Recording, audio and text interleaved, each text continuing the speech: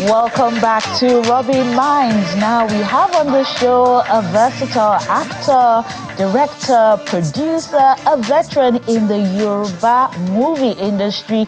He's also been called a Yoruba movie lover boy. Welcome, Damola Olatunji, to Rubbing Minds. Oh, good evening. Good to be here. Good. Thank you for honoring our invitation. Now, being a veteran in the Yoruba movie industry, what will you make of the growth? Do you feel that the Yoruba movies are competing favorably with other language movies as well as the English movies? Oh, definitely, yes. Because we're not where we used to be.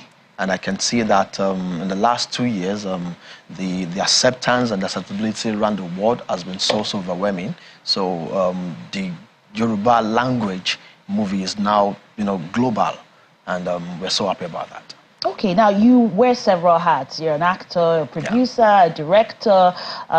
Which do you love most, and where can we expect your focus to be in the coming years? Well, my first love have always been acting. So I actually love acting, but I'm a complete entertainer.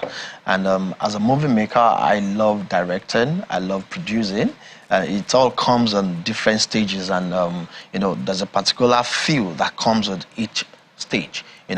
Like you're progressing, you start as an actor, okay, now you're a director, you're a producer, and all that. It's growth to me, so I feel happy doing both. Okay, now for the Yoruba movie industry, we know of caucuses. How have you been able to navigate your growth, dealing with all the caucuses, and do you belong to one? No, I don't belong to any. But I will say this.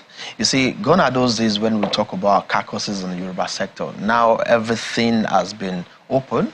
The advent of technology has come, and it has come to stay. So that has actually helped the industry to neutralize that. So right now you have every opportunity at your palms. Once you have a mobile phone, you're good to go. And so we have talents coming into the industry every day and every now and then. So if I wanted to become a Yoruba actress, I don't have to be part of any group. Nobody has to bring me into the industry. Well, for now, you don't have to. But the only thing you have to do, which I always tell people, is this: it's one thing for you to have a raw talent. It's for another thing for you to brush up your talent, to brush up your skills. And not everybody will have the formal education on movie making and all that, but you can always learn from someone. You can always learn informally and all that. So it's always good when you learn from someone or you go to school to study theater.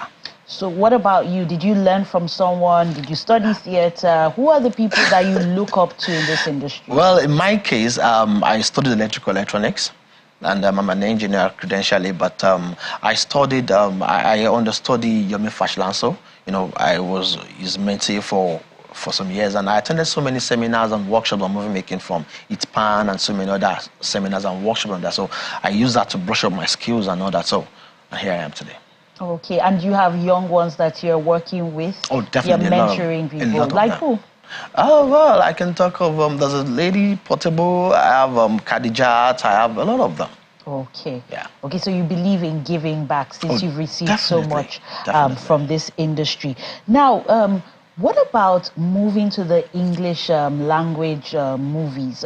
We see that some of these Yoruba actors and actresses in recent times, they've started spending more time doing more of English movies or English series. Is that something you're considering? Oh, yes. I have a job coming out very soon, confidential. It's pure English.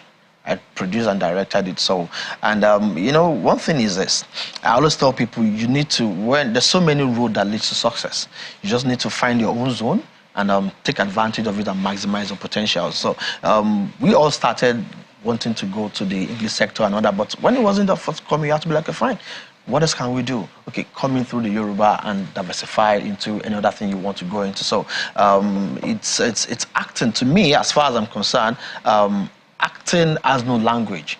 It's all about your expression. It's about how you can deliver, your lines and all that, and how you can take the craft so serious about it. So crossing to the English sector or whatever, is allowed. So will you say that Yoruba actors, the majority of them are rejects of the English-speaking movies, and it's a plan B for them. And once they do that, they will cross over. No, they're not rejects of it. You see, like I said there's so many roads that lead to success. So sometimes you just need to sit back.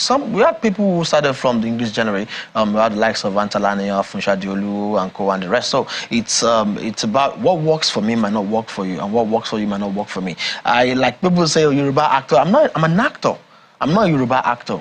Do you understand? So it's not about the language at which I used, or the medium that I used to propagate my work. You understand? So as an actor is an actor, be it Hausa, be it Igbo, be it Yoruba or whatever. But what matters most is understanding the craft and putting your best into the craft. Now, you've been dubbed as a lover boy in the movie industry. You're laughing because I believe you agree with me. And you have been, you've been with an actress before. I'm speaking about Aruba. You both have children together. How are you able to marry business with love, and what has been the aftermath of your separation?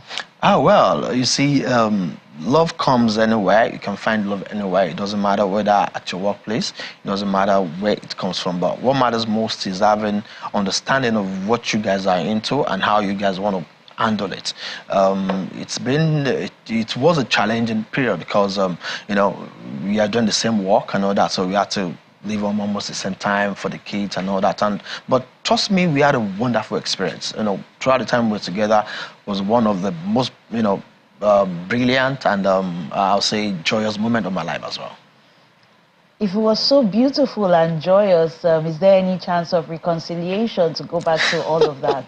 Well, in as much as I don't like talking about personal lives and all that, I don't like talking about my personal, you know, issues on screen and all that, but I want to leave that aspect the way it is. I want to leave it to God. I want to leave. If anything happens, then fine, and if it doesn't, fine. But I don't want to talk much of that. But there are people who are watching this and maybe they're in a similar situation. What advice do you have when it comes to co-parenting and being in a relationship with someone from the same sector with the same sort of demands? Okay, the aspect I'd like to talk about is the co-parenting thing. You know, when you have a relationship with someone and kids are not involved, it's easy for you to say, okay, I can fight dirty, I can go my way and all that. But once kids are involved, those kids are innocent. They were not there when you started, and you have to just respect yourself and respect the kids. So no matter what you want to do, you must put those kids first. You know, co-parenting is one thing that if you find yourself in that shoes, you just must make sure that the kids are the priority. And that's what I've done. But how are you able to manage the attention being on the screen and this female attention? I know you don't want to go into it, but a lot of these people who are in relationships with other movie makers, a lot of times infidelity claims fly around, you know, accusations here and there. You're late on set, there's an affair that started maybe from a kissing role, all of that. Like, so how are you able to ensure you're not entangled? Okay, there's always a thin line between everything. So once you know the gauge and the thin line, you don't cross it. Now, I say this every time I have an opportunity to talk to people and all that. I say, once you sign in to be an actor, you're losing your privacy. The moment you agree to do certain job and all that, there's something that comes with it. So all those attention comes with the job. As an actor, you have female admirers more. As a female actor, you have male admirers more. And one thing is, there's a power that comes with TV. You know, it attracts both the positive and the negative aspect. People see you on screen and be like, wow, I like this guy. And people just say, like, I don't like this guy, he's proud. They've never met you before, they don't even know you. They don't even know the kind of person you are, but seeing you on TV, be like, it looks proud and it's proud. Or probably you acted the movie and you played the proud person and said, it's proud. So there's power that comes with TV. So being an actor, you need to understand the fact that TV will attract people to you, mostly the negative people. You know, that's why they'll say, oh, actors don't stay in their husbands' house and all that. It comes with the job. You know, people come into relationship with you for different reasons. Even sometimes when you're trying to be sincere with them, they are being strategic with you. So you can't rule it out. You just need to be careful and just, you know, monitor your footsteps, that's all. So have you had those kind of relationships in the past where people just came to you because of what they saw on the screen? Oh, definitely, yes. Definitely, both male and female, yeah, sure. Okay. When we look at actors and the positioning in society, actors are expected to help people. So how do you manage that? Maybe you go somewhere, boys and girls are after you, maybe they want money. Do you always have cash to give them, or are you always signing things, or how do you deal with that? Well, you see, our society is such that people expect too much from you, forgetting the fact that you're just a normal person like them. You buy the same fuel, the same price they buy theirs and all that, and you apply the same role they're applying. So people they see you as a super natural person and all that. So, but like I said earlier, it comes with a job. You have to just understand that, okay, sometimes you just have to be at your best at all times. Oh, okay. Sometimes that might be the only opportunity that person has to see you. And so when they come... it's always about being at your best. Exactly. Now, what next can we expect from you? You've spoken a lot about acting, directing. What's in the plans? Do you have something for us coming out? Oh, yes. Something is coming up on the 22nd of December. It's coming to the cinema. It's a movie I directed. What's it called? Ogere.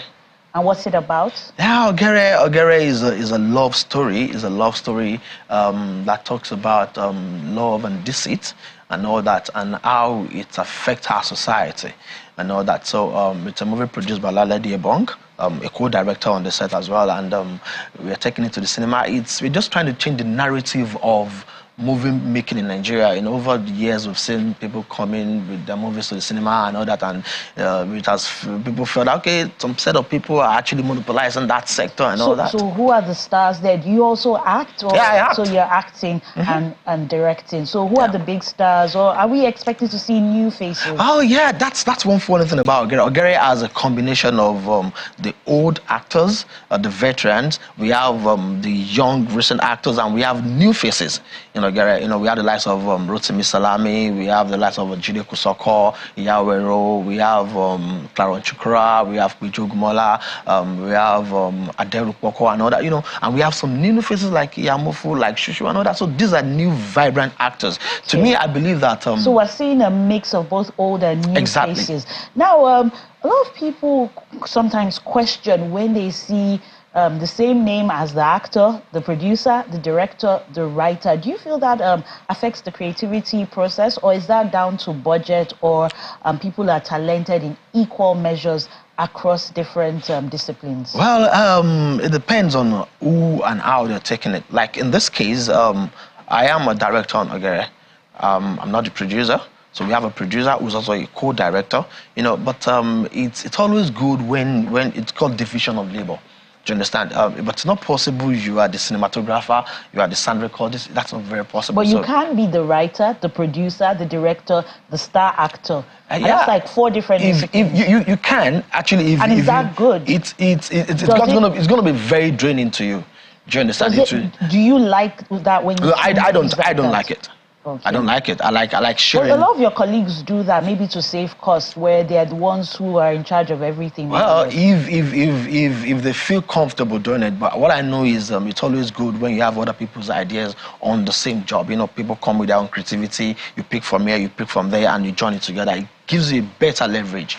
Do you understand? So if as a director, you are the general overseer of the movie. Do you understand? You still go back to the studio, you still see the rushes, you see the curtains and all that. So you still have the power to cut what you want and what you don't want. So it's always good when you give out jobs to people to do. Yes, I think they say variety is the spice of life, and everybody brings in their own experience. Now to Ogere, you've told us to expect a mix of the stars, old and new faces. So beyond the cinema, what plans do you have? Are you going to TV? Are you considering some of the streaming platforms? We know we don't do DVDs anymore, but what's your plan beyond the cinema? For Ogere? Like I said, Ogere is an experimental masterpiece. And already we've taken Ogere to some festivals and all that, and Ogere has already started winning awards even before release. And so we intend to just after the release, we want to take it to some VODs and all that, and bring it on platforms and all that for people to see and to appreciate. I believe that movies don't make actors. Actors make movies. So the days of having some particular faces stick to your to the screen or the big screen is over. Let's bring new faces. Let's bring fresh faces. Let's bring people who have talents. Nigeria is a country where we have so many talented people, and they are all out there waiting and clamoring for the opportunity. So that's what we did with Ogere. A lot of people called me and said, Damola, why you guys be filming a movie with such huge budget, and you're using some faces and blah, blah. When you say huge budget, multiple locations? Multiple locations, yeah. Okay. Multiple locations. Sometimes we had to construct the set and all that, and we shot for almost a month. We had our pre-production plans and all that, and it was our technicality, the picture quality when you see it. It's so we shouldn't expect a regular Yoruba movie. No. This is different. Different. Okay. I can beat my chest to that. All right. Thank you very much, Damola Olatunji, and welcome. all the best with Ogere, the premiere and the distribution. Thank you so much. Thank you very much.